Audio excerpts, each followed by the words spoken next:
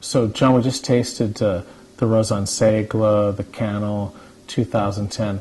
Such beautiful wines, and what I like about them is there's such enjoyment already, but you know these are going to be great wines down the line. Tell me about that. You're right, James, because the last 3 years in Bordeaux, people have been extremely lucky. Even with 2008, which is different from the 2010, and then 9 and now 10.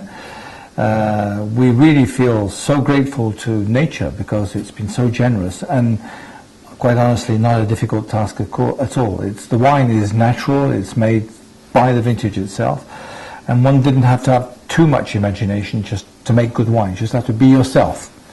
Respect the fruit that you're bringing in and try and work it as best as possible without overdoing things or unbalancing things. We really are extremely grateful to nature for that. 2010 for me is a British vintage. It's the sort of vintage I want to put to one side for when I retire one day. But it's so solid. You're so reassured when you taste 10 because it's delicious today, it's true. It has that lusciousness and richness about it, but it also has at the same time the structure, the length, the balance, and the end palate is still very tasty. It just goes on and on. It lingers on your palate. It really is amazing, and that gives you confidence to be assured to buy a few bottles of 10 to keep in the cellar whilst you're still drinking your 85 or whatever it is that you have or inherited from your father one day. But you were careful also with the wood used for aging, the extraction. I mean, it wasn't just, the wine didn't make itself, right? No, but nature is there, and we do have a certain influence of the global warming, I suppose, in Bordeaux as well. Things seem to have changed a little bit in 2012 because the alcohol levels are a little bit down. But 10, despite its richness, is also relatively high in alcohol.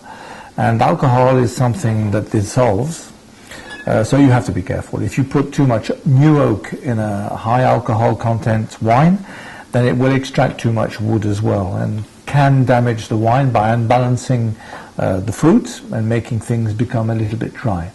But personally, we love to make wines for pleasure, and we like the lusciousness of fruit and reminding people all the time that we make wine from grapes, not barrel juice. That's the most important thing. So, and you're very reasonable about pricing too. All things considered, amazing wine, and it's not crazy prices. That's always been a philosophy of Rauzan-Ségla and Cannel. Well, we want to drinkers market, James. We want people to buy our wine for drinking.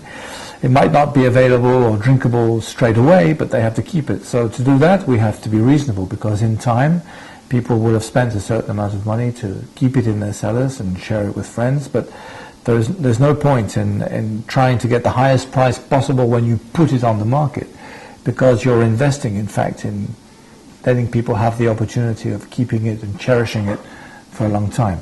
Hopefully they'll buy a case and not just one bottle, so that from time to time they can pull out a bottle and taste it and see how it's evolving, and then themselves choose the right time to actually drink it and share it with friends. But we in Bordeaux, we have to invest in the future. We have to invest in the fact that we make wines for aging, that people have to believe in it for a long time. It's not just a quick drink. It's not something that you open and drink and forget. It's something that you cherish.